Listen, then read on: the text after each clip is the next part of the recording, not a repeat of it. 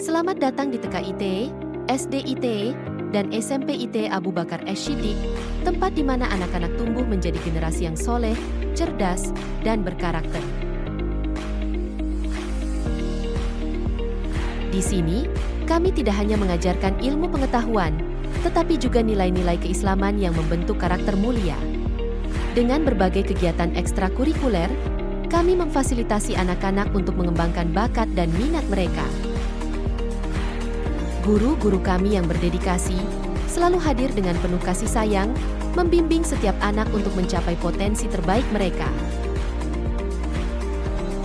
Karakter yang kuat dimulai dari akhlak yang baik, dan di sini kami tanamkan cinta kepada Allah, keluarga, dan sesama. Jadilah bagian dari keluarga besar Abu Bakar Ash-Shiddiq. Daftarkan anak Anda sekarang, dan saksikan mereka tumbuh menjadi pribadi yang soleh, cerdas, dan berkarakter.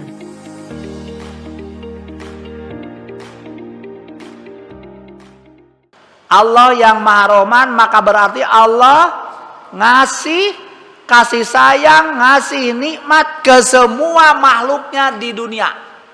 Walaupun bukan manusia, binatang dikasih.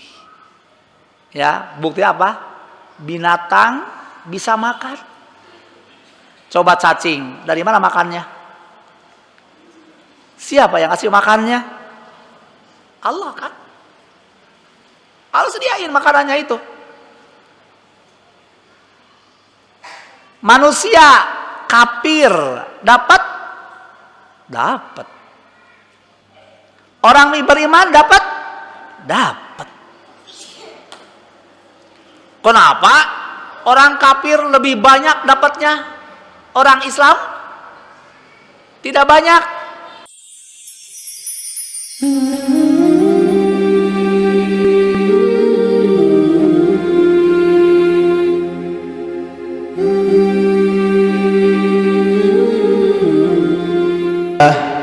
Nahmaduhu wa nasta'inuhu wa nastaghfiruh wa na'udzu billahi min shururi anfusina wa min sayyiati a'malina. May yahdihillahu fala mudilla lahu wa ma yudlilhu fala hadiyalah.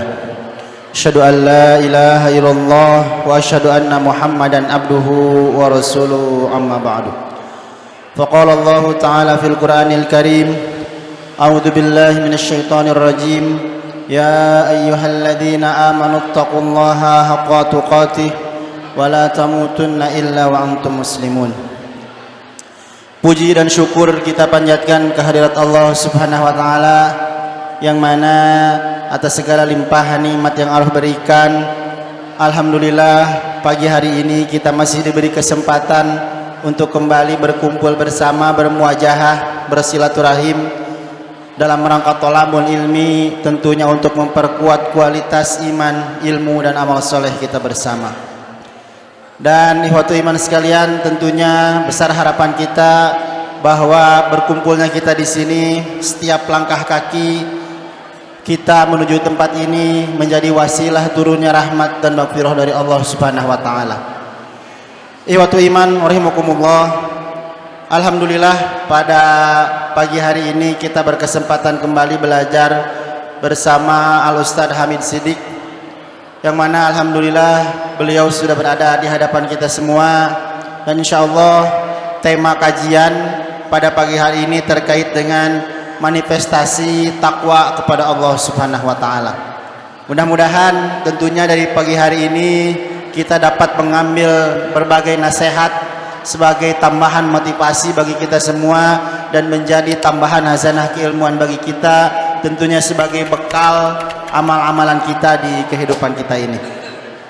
Maka dari itu, ikhwatu iman sekalian, sebelum kajian ini dimulai, kami menghimbau untuk para jamaah yang masih berada di luar ruangan masjid untuk sedianya bersegera memasuki ruangan masjid, karena masih tersedia tempat-tempat kosong yang bisa diisi.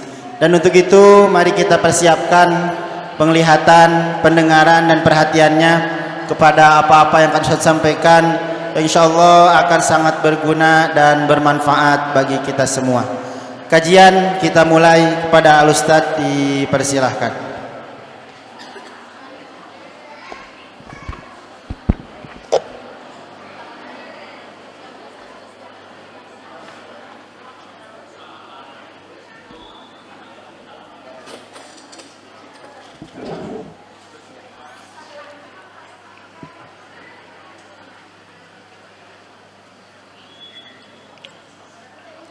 Innal hamdalillah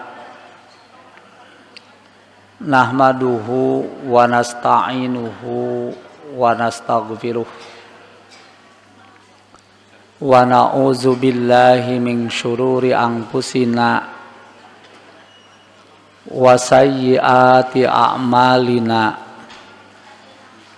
may yahdihillahu fala mudhillalah wa may yudlil fala hadiyalah. Asyhadu an la ilaha illallah wahdahu la syarikalah wa asyhadu anna Muhammadan abduhu wa rasuluh la nabiyya ba'dah. Wa qala Allah ta'ala fil Qur'anil Karim A'udzu billahi minasy syaithanir rajim. Ya ayyuhan nasu taqu rabbakumul ladzi khalaqakum min nafsin wahidah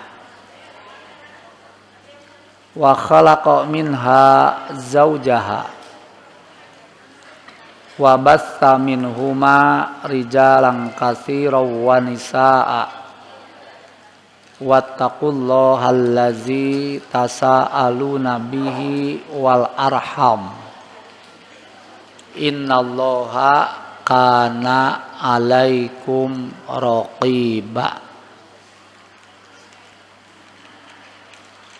Ihwatu iman yang dimuliakan Allah Subhanahu wa taala.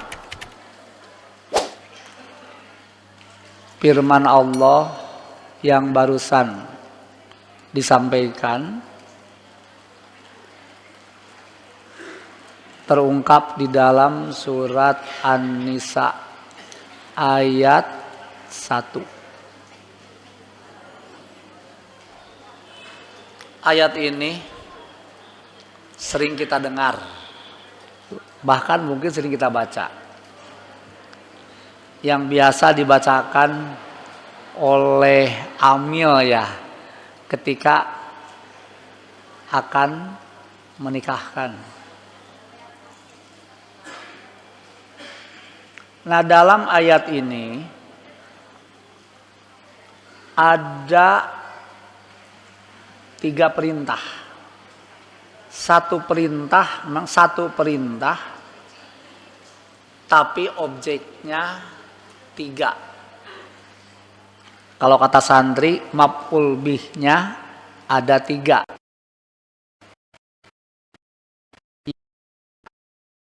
Rabbakum.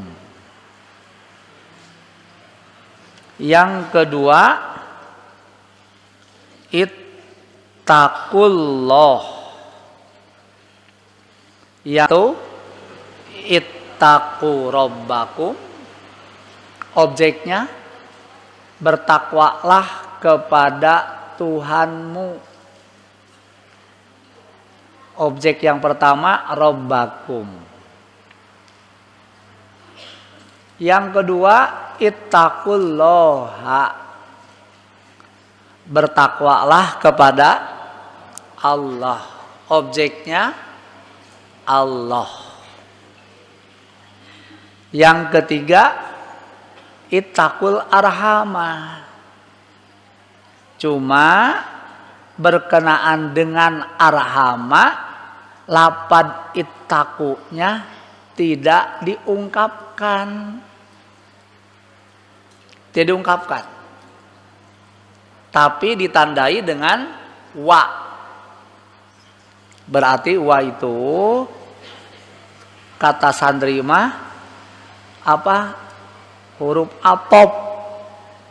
Kalau atop berarti waw itu lil mutlaqil jam'i, punya kedudukan yang sama dengan sebelumnya.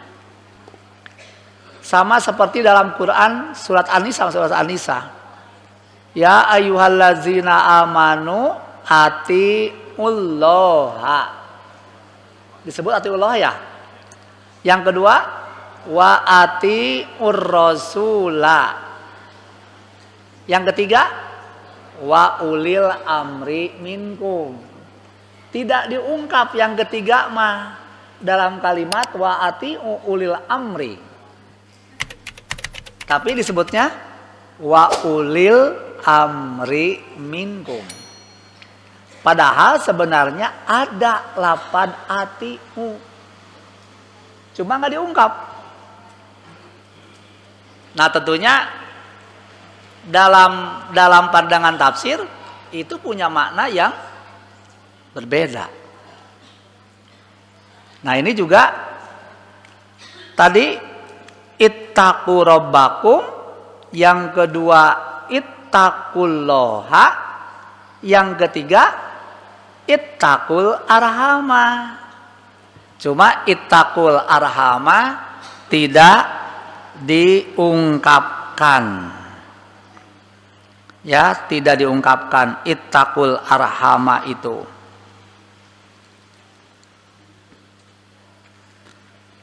Nah, yang pertama ittaqu rabbakum, yang artinya bertakwalah kepada Tuhanmu. Menurut arti asal takwa itu menjaga, memelihara, ya, berakar kata di kata waqo. Waqo yaqi wiqoyatan, artinya menjaga, memelihara. Kita sering dengar dulu ya pada saat membajak tanah itu oleh apa dulu mah? Mundingnya kerbau. Pengendali kerbau itu apa itu namanya di kita? Pembajaknya, ya.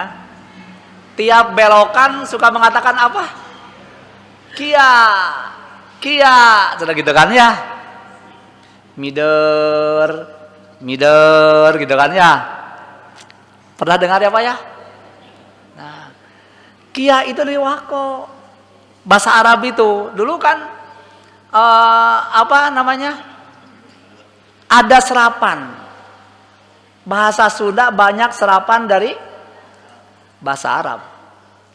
Kia itu pil amar, kata perintah, asalnya qi. Kalau duaan dibacanya kia.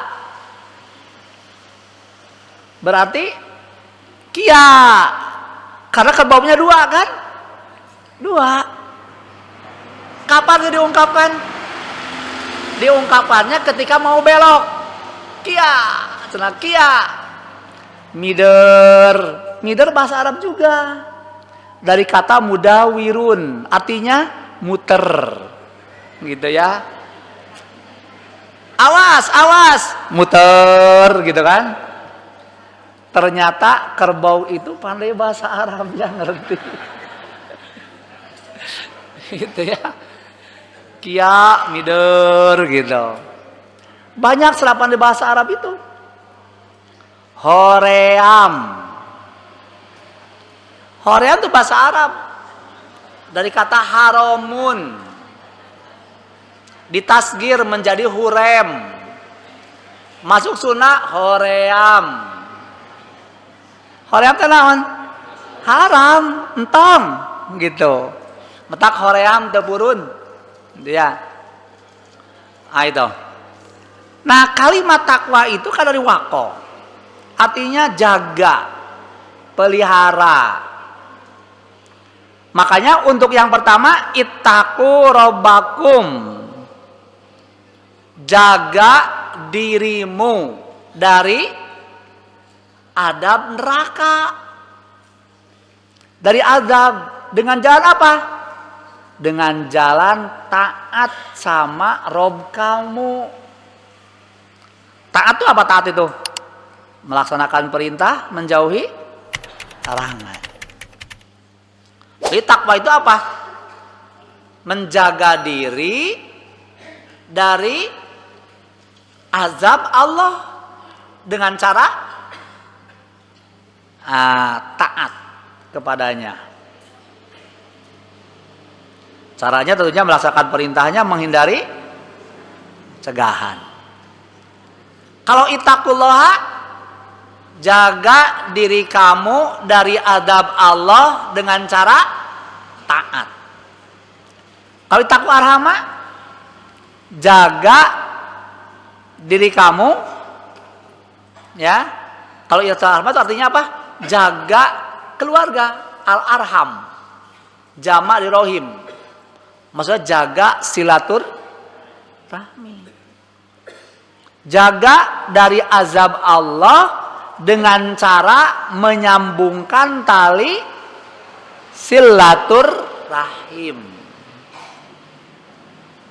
Ya, jadi dua perintah menjaga diri dari azab Allah dengan jalan taat kepada Allah, dan yang kedua perintah menjaga diri dari azab Allah dengan cara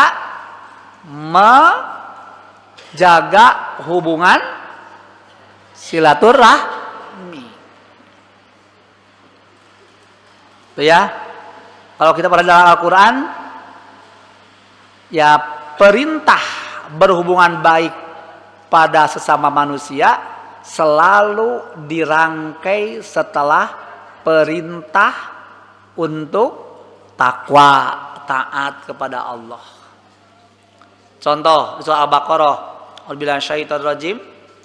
Laisal birra ang tuwallu wujuhakum kibalal masriqi wal maghrib walakinnal birra man amana billahi wal yaumil akhiri wal malaikati wal kitabi wan nabiyyin.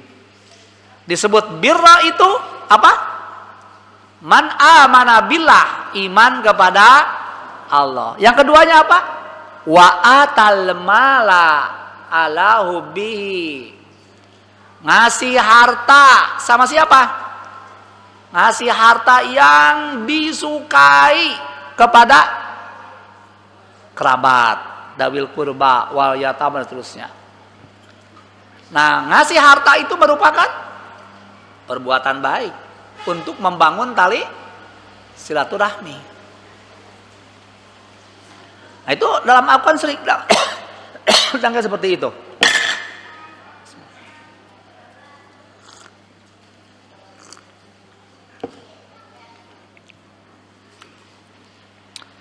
Nah, yang pertama, ittaqu rabbakum.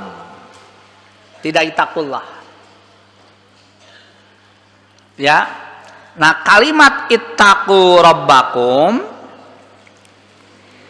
yang objeknya itu adalah Rabb. Nah, Rabb itu Allah mengenalkan atau mengingatkan kepada kita tentang peran Allah itu adalah sebagai Rabb. Ya, ini menjelaskan, menyampaikan kepada kita peran Allah sebagai Rabb. Makanya di ayat-ayat pertama turun, Allah tidak mengenalkan dirinya dengan nama Allah. Tapi Allah mengenalkan dirinya dengan apa? Dengan Rabb. Ayat yang pertama turun apa? Iqra bismi rabbika. Sebut nama Tuhanmu, Rabb. Kenapa? Sebab orang-orang jahiliyah sudah tahu peran Allah itu sebagai Rabb. Makanya di surat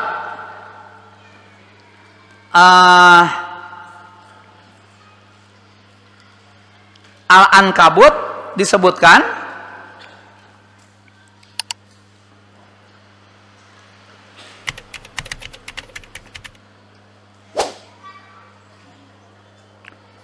Dia sebutkan ada kalimat ayat ke-61, wala in sa'altahum man khalaqas samawati wal arda wa sakhara samsa wal qamara la yaqulannallah.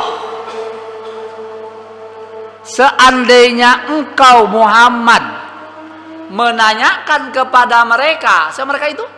Orang-orang musyrik, orang-orang Arab, siapa yang menciptakan langit dan bumi, kemudian menggilirkan matahari dan bulan? Pasti orang-orang musyrik Quraisy akan menjawab Allah. Jadi mereka udah tahu Allah itu, bahwa Allah sebagai Rob.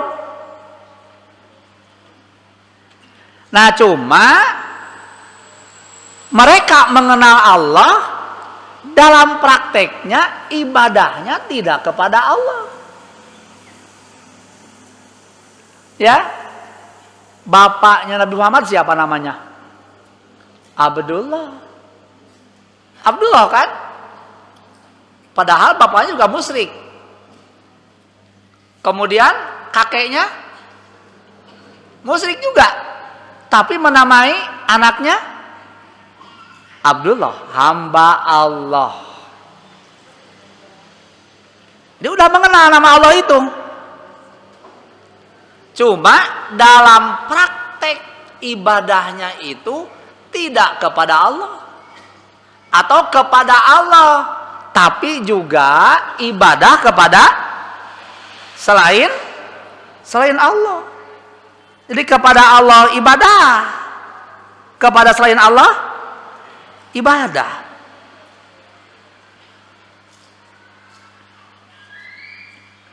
Itu orang-orang musyrik gitu ya.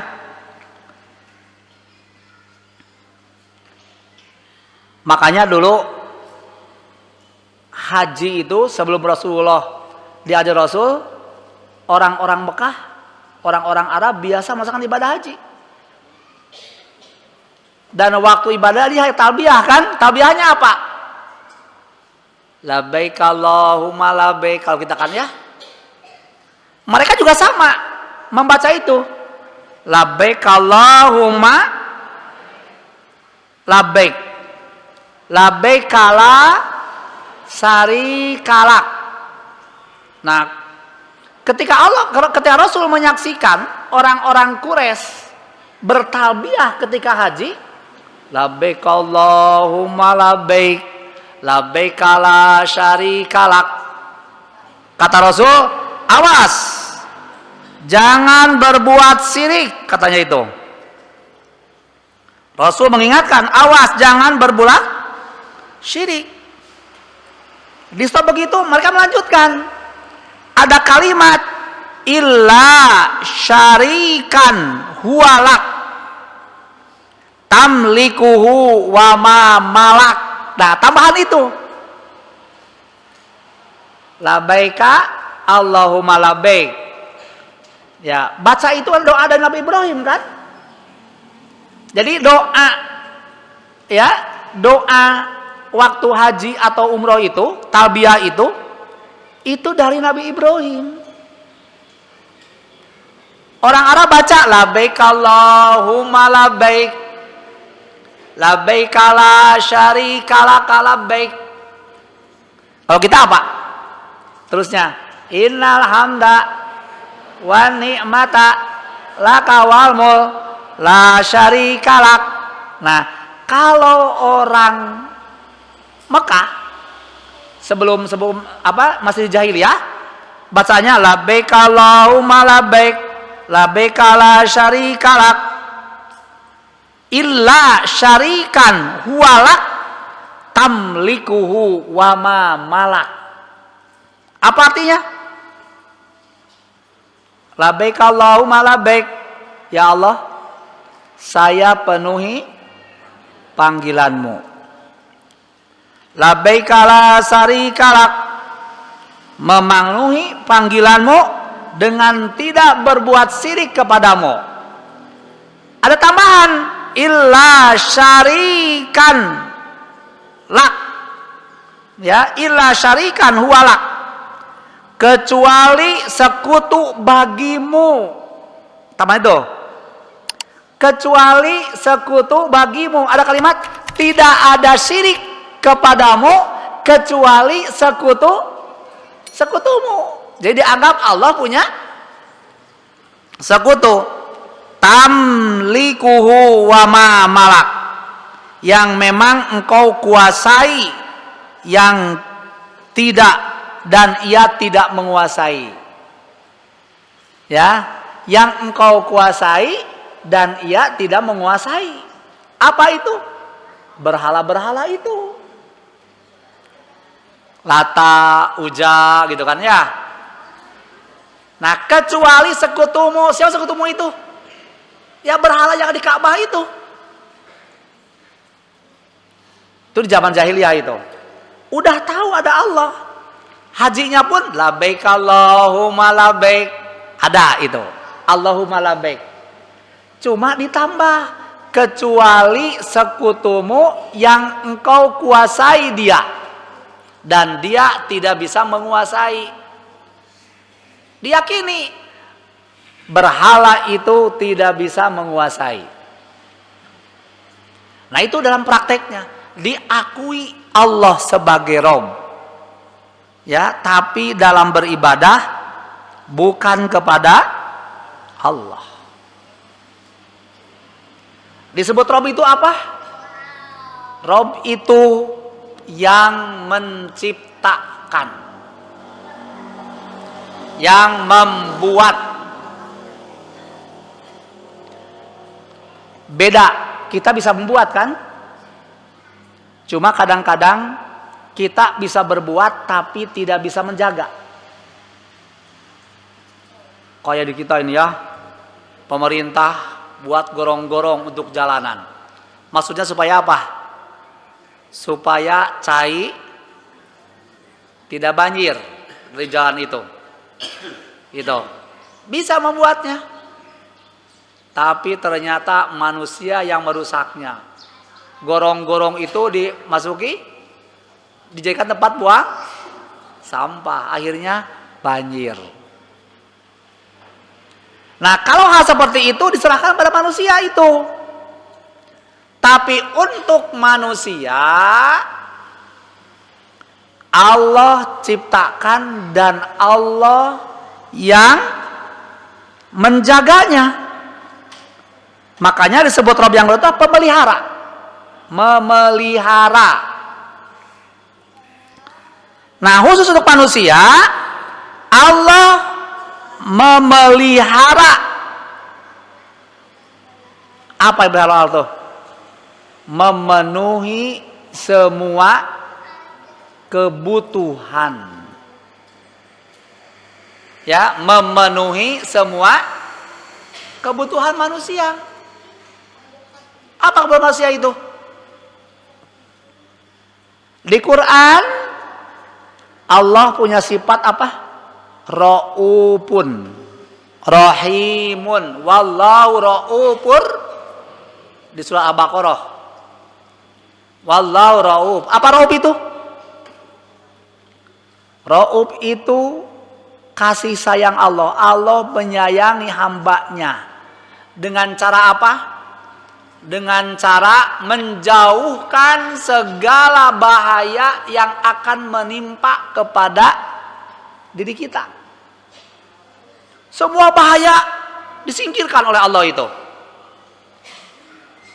Itu namanya Allah Ra'uf. Buktinya apa?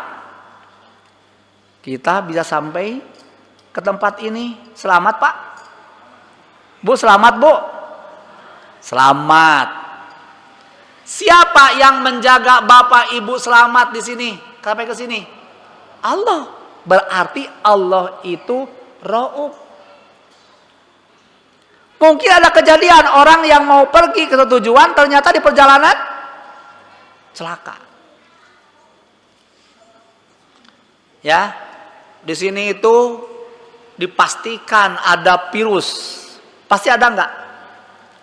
Pasti ada? Pastilah. Ada virus, ada bakteri segala macam. Coba lihat melalui mikroskop. Banyak. Kenapa kita tidak sakit? Allah yang menjaganya. Ra'ub namanya. Yang kedua, Allah itu Rahim. Apa Rahim itu? Allah memberikan sesuatu yang dibutuhkan oleh manusia, memberi nikmat. Allah kasih nikmat itu. Allah kasih semua kebutuhan. Namanya Rahim. Cuma kalau di Al-Fatihah ada Allah Rahman, Allah Rahim. Kalau Rahman itu Allah memberikan nikmat kepada semua makhluknya di dunia. Itu Rahman namanya.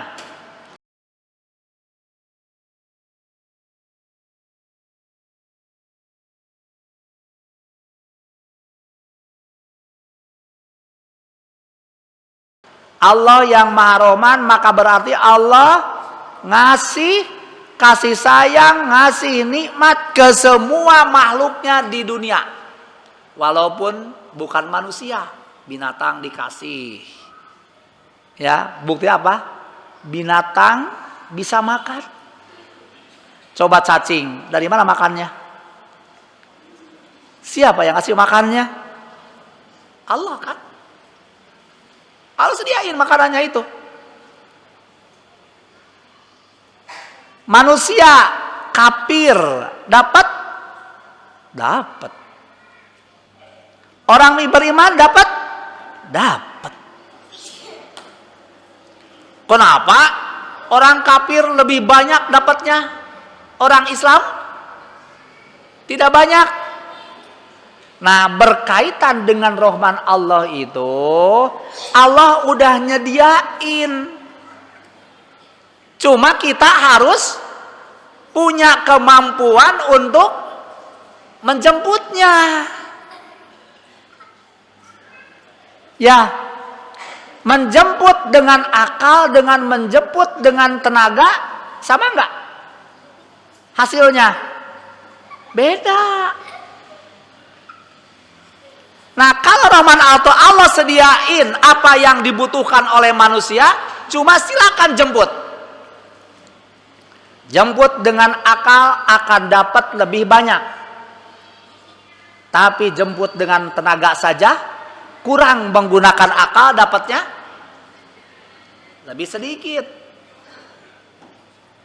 Ya, lebih sedikit. Itu. Coba sama-sama mengobati. Ya, sama-sama mengobati ini. Dokter pengobati berapa menit? Kita konsultasi. Berapa menit, Bu? 15 menit. Kadang-kadang kurang ya, 5 menit. Berapa bayarnya?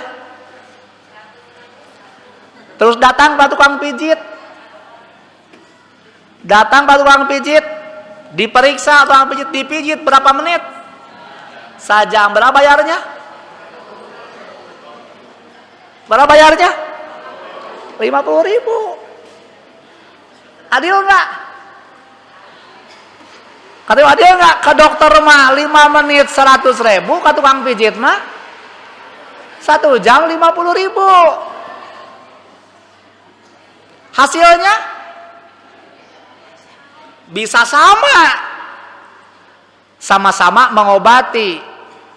Bahkan bisa jadi oleh tukang pijit kadang Allah nakdirkan lebih cepat sembuhnya.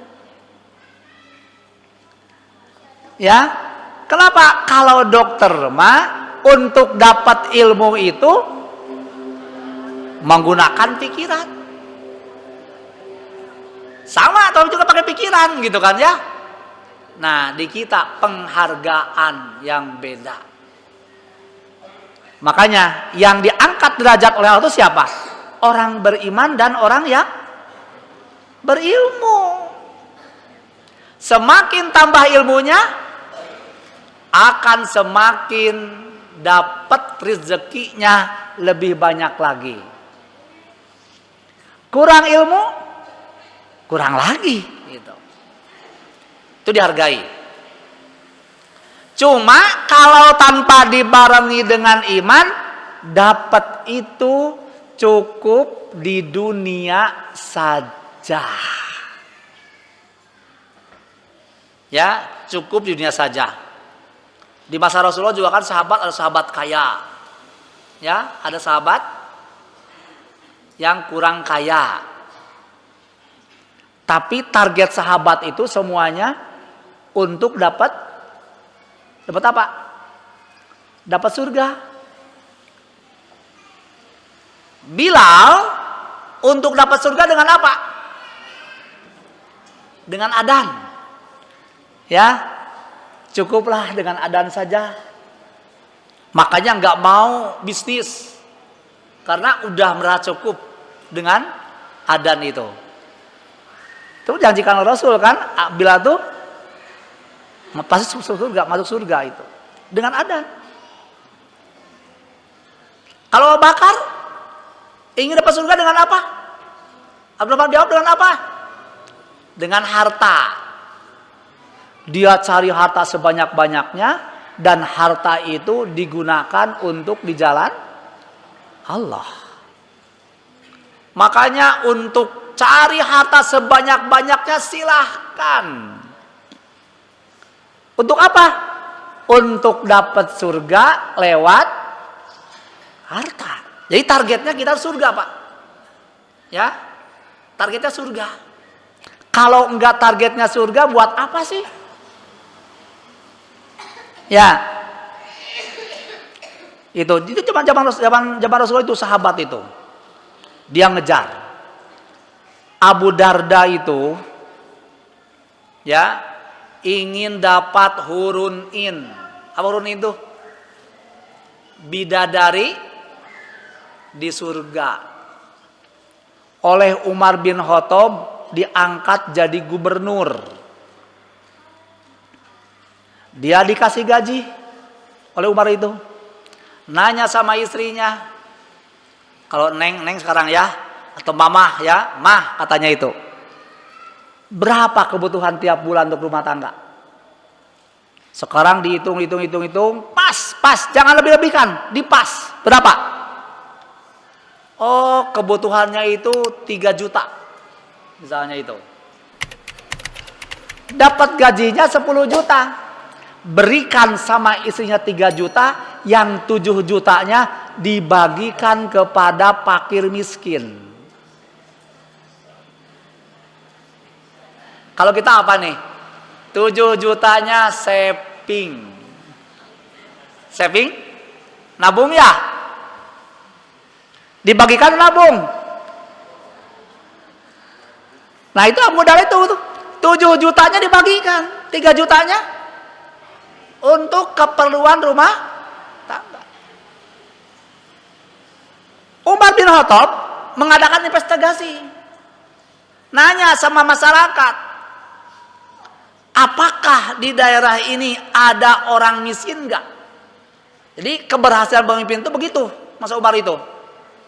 Kalau masih ada orang miskin di tempat itu, berarti pemimpinnya tidak berhasil. Ya, ditanya, ada nggak orang miskin? Ada. Siapa? Ternyata yang jadi orang miskin siapa? Abu Darda, orang termiskin khalifahnya.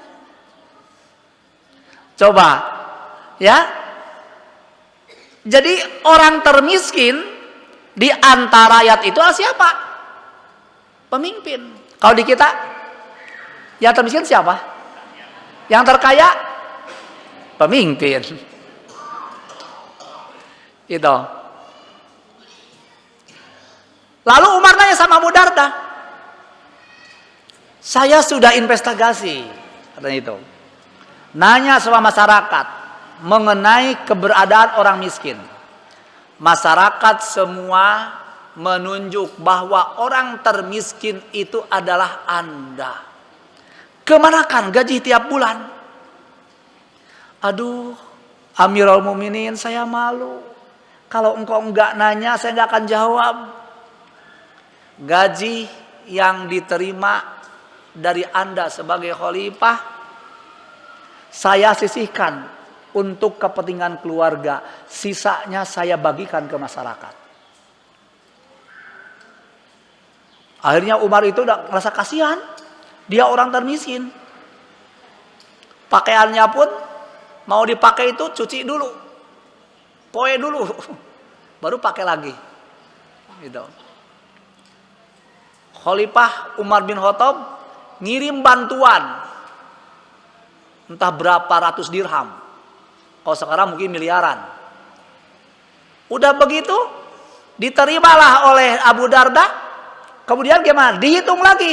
Berapa kebutuhannya? Dibagikan lagi. Ya? Ada nggak pemimpin seperti itu di kita ini? Ada nggak? Belum. Ya, belum. Ya, insya Allah nanti akan ada. Nah, kenapa Abu Darda seperti itu? Karena Abu Darda ingin dapat surga. Yang pertama apa? Melalui jadi pemimpin. Dan yang kedua melalui harta yang dititipkan kepadanya. Nah, makanya kalau kita dapat rahmat Allah, jangan cukup untuk mendapatkan dunia saja. Tapi kejar apa? Kejar surga. Kesenangan dunia paling berapa lama? Coba, ada orang sekarang yang hidup umur 100 tahun di kita. Udah jarang. Paling menimpati sebentar. Tapi kenikmatan akhirat lebih banyak. Makanya yang mesti dikejar itu apa? Rohim Allah. Rohim Allah. Kejar. Dengan apa ngejar rohim Allah itu? Ngejar rohim Allah tentunya dengan iman dan amal soleh. Bukan hanya terpenuhi kebutuhan dunia, tapi terpenuhi juga kebutuhan akhirat. Kejar kebutuhan akhirat itu. Ya. Kalau hanya ngejar kebutuhan dunia untuk dunia, ya, nggak akan dapat banyak di akhiratnya itu. Mending kalau nggak banyak masuk surga. Ya, surga paling tinggi apa? Surga Firdaus. Inginnya dapat surga Firdaus, tapi ternyata pengejarnya kama salil entong. Apa entong? Tahu entong? Entong mah kalau ada apa tuh? Petir. Dar, gimana entong? Ngadedodoe gitu kan? Ya. Itu orang yang imannya iman entong. Enggak. Kama salil entong. Gitu ya. Nah, jadi Allah penuhi kebutuhannya itu. Tadi kan Rauf itu dihindarkan dari berbagai bahaya yang akan menimpa sama kita. Kalau Rahman Rahim itu Allah ngasih apapun jadi kebutuhan kita. Muncul pertanyaan, kalau betul Allah sayang sama kita, kok kenapa ada musibah? Kenapa kita sakit? Kalau kita sakit, apakah Allah tidak sayang sama kita? Sayang nggak Allah? Bu, kalau kita sakit, apakah berarti Allah tidak sayang? Sayang nggak? Malah sakitnya parah lagi. Parah sakitnya itu. Nah, Rasulullah SAW pernah bersabda, idza aradallahu bi 'abdihi khairan ajjalalahul uqubata fid dunya wa idza aradallahu bi 'abdihi syarra amsaka anhu bidamdihi hatta yuwafiya bihi yaumal qiyamah.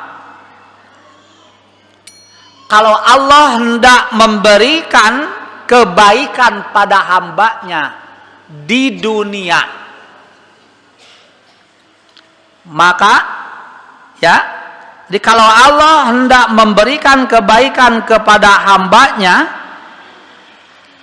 maka Allah kasih hukuman dengan segera di dunia. Ya, jadi kalau Allah hendak memberikan kebaikan itu, Allah hukum. Apa hukumannya itu? Bisa berbentuk datangnya musibah. Ya, musibah sakit, musibah bencana. Itu bisa jadi hukuman. Ya, bisa jadi hukuman itu. Makanya kenapa para sahabat itu kalau berbuat salah ingin segera dihukum di dunia? Karena apa? Karena akan membebaskan hukuman akhirat. Kalau dapat hukuman dunia, akan bebas hukuman akhirat. Ada seorang wanita datang sama Rasul, ya Rasulullah, saya berzina. Tegakkan hukum sama saya. Datang sama Rasul, minta dirajam karena berzina.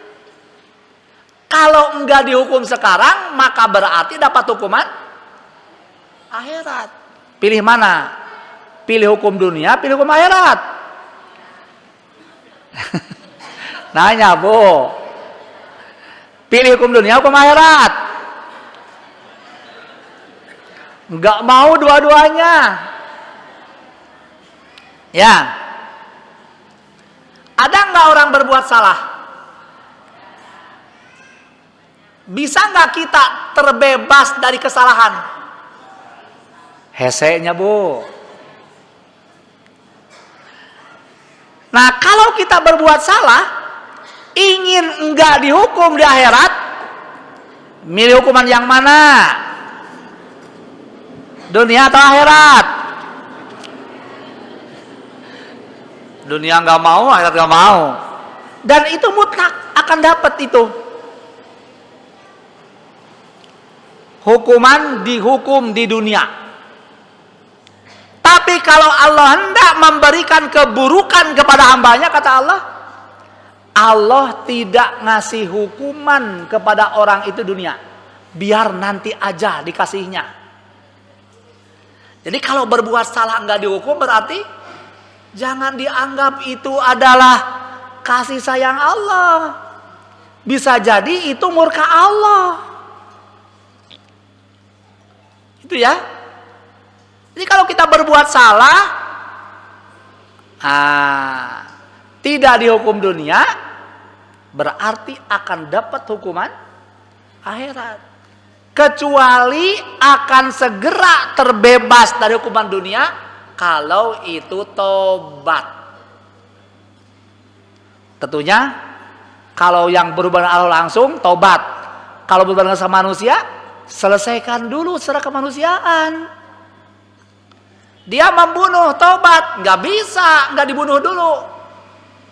Harus dibunuh dulu, baru tobat terima itu.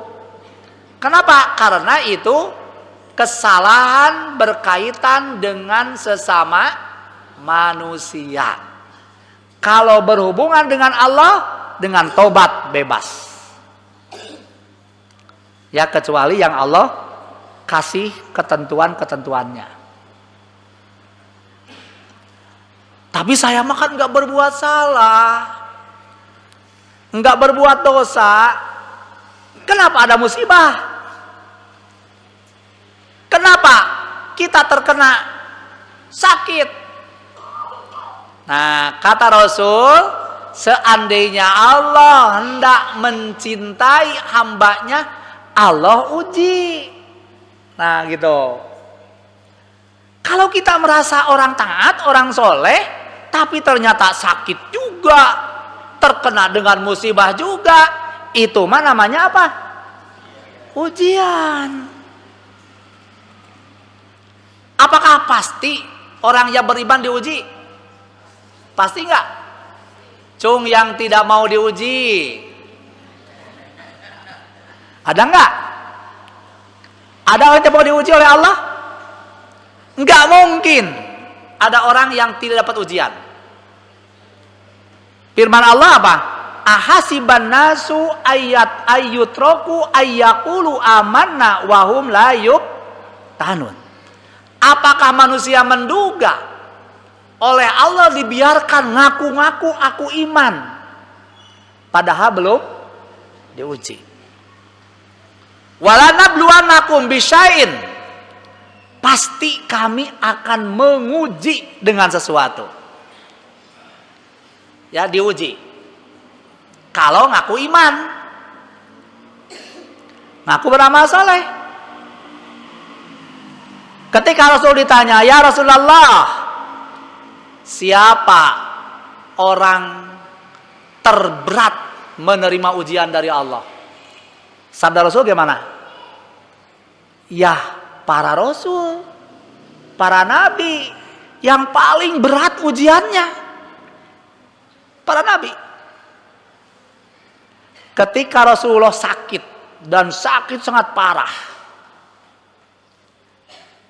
sahabat menjenguk. Kalau nggak salah Qatadah yang nanya, ya Rasulullah, apakah Anda merasakan rasa sakit dengan penyakit ini? Jawab Rasul, rasa sakit saya 2 kali rasa sakit umatnya. Jadi kalau kita panas segitu, Rasul mah 2 kali lipat. Ya, jadi jangan menganggap orang yang terkena musibah itu orang berdosa terus. Bisa jadi, ya, terkena dengan musibah itu untuk meningkatkan kualitas iman. Gitu. Inna idoma jaja ma'al idomil bala, kata Rasul. Besarnya pahala seiring dengan besarnya ujian. Semakin besar ujian, maka berarti semakin besar. Cung yang ingin pahalanya gede, ada? Cung yang ingin pahalanya gede, siap enggak menerima ujian gede? Ingin dapat pahala gede tapi ujian gedenya gak mau, gimana ini? Masyarakat di kita ini sifatnya hedonis, ingin selalu senang. Ya, para sahabat itu waktu selesai perang Ahzab, Rasulullah dikepung oleh 12.000 pasukan.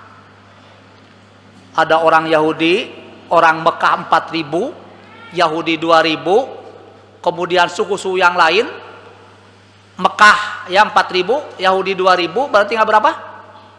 Bukan 12, 10.000 ya.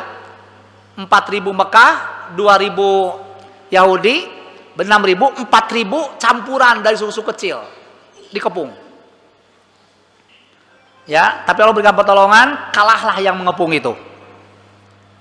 Ya, dengan cara apa? Rasulullah membuat parit sekeliling Madinah. Parit itu lebarnya 7 meter, dalamnya 5 meter. Digali oleh 1.000 orang. Selama menggali parit, tidak dapat makanan. Nggak dapat makan itu. Nggak ada makanan. Dan semua yang namanya laki-laki di Madinah harus keluar ikut gali parit. Nah, habis perang Ahzab, orang kafir kalah. Rasulullah pulang ke rumah, mau mandi, pas mau mandi, datang malaikat. Ya Muhammad, kamu sudah buka baju perangmu, sedangkan saya belum. Yuk sekarang pergi lagi. Apa? Menyerang orang Yahudi yang ikut terlibat mengepung Madinah. Perang lagi itu berselesai. Belum istirahat, belum tidur. Para sahabat juga sama keluar. Ya, padahal mah ya istirahat aja dulu kan. Ini mah enggak. Jangan dulu istirahat katanya itu. Pergi lawan lagi orang Yahudi. Nanti sholat asarnya di sana katanya gitu kan ya. Diakhirkan sholat asarnya itu sampai udah dekat ke maghrib gitu ya. Nyerang orang Yahudi. Itu ujian. Rasul ujiannya berat. Para sahabat juga lebih berat. Nah itulah. Jadi Allah itu ngasih semuanya untuk kebaikan kita. Gitu ya, semua untuk kebaikan kita. Nah Allah sebagai itu menunjukkan Allah sebagai Rob. Allah ngasih semua keperluan kita. Makanya kalimat pertama ittaqu rabbakum.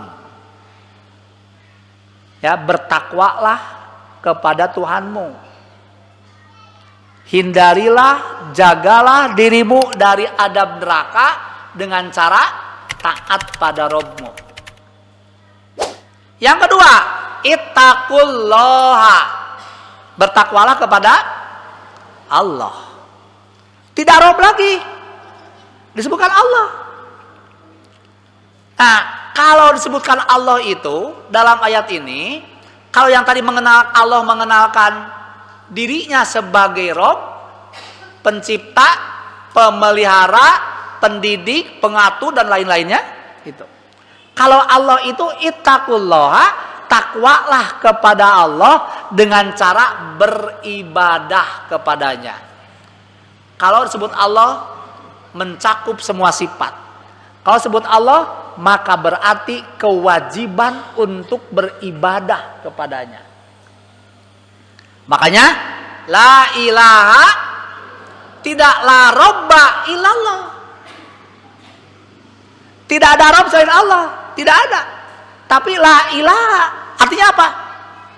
Tidak ada yang harus diibadahi, tidak ada yang ditaati kecuali Allah. Makanya kalau ittaqullaha itu berarti kewajiban kita beribadah kepada Allah. Jangan seperti orang jahiliyah. Ngaku Allah sebagai Rabb tapi tidak beribadah kepada Allah. Nah yang ketiga, ittaqul arhama. Jaga dirimu dari adab neraka dengan jalan menyambungkan tali silaturahmi. Sekarang diaku Allah sebagai Rabb. Kemudian kita beribadah kepada Allah, tapi ternyata tidak baik dengan sesama manusia. Ya, tidak baik dengan keluarga. Gimana? Tetap dosa. Akan terkena dengan adab. Itu. Rasul merintahkan kan? Man ahabba ayyubsato fi rizqihi wa yunsa'alahu fi asarihi falyasir rahimahu. Siapa yang ingin dipanjangkan umurnya, diluaskan rezekinya, sambungkan silaturahmi. Baik dengan Allah, diaku Allah sebagai Rabb, beribadah kepada Allah, tapi ternyata tidak menolong orang yang punya keperluan. Apakah selamat di akhirat? Tidak. Celaka dia. Ya, kenapa? Karena membiarkan orang yang perlu pertolongan kok dibiarkan. Perhatikan surat Al-Maun. Ara'aital ladzi yukadzibu biddin? Apakah perhatikan orang-orang yang mendustakan adanya hari pembalasan? Siapa? Ya. Fazalikal ladzi yad'ul yatim. Itulah orang yang menyeret anak yatim. Kasusnya itu Abu Jahal, Abu Sufyan ketika di masa jahiliyah biasa berkurban seminggu sekali dengan 1 unta. Seminggu 1 unta, sebulan 4 unta, kadang mungkin 5. Setahun hitung berapa? Kita mah kurbannya berapa? Setahun. 1 kan ya? Abu Sufyan mah kurbannya seminggu sekali. Cuma mereka bagikannya itu kepada orang-orang yang sekiranya mendukung kepemimpinan dia. Orang yang tidak mendukung mah nggak dikasih. Buktinya apa? Ada anak yatim ke sana, minta bagian, diseret. Panggil satpam, seret dia. Padzalikal ladzi yad'ul yatim.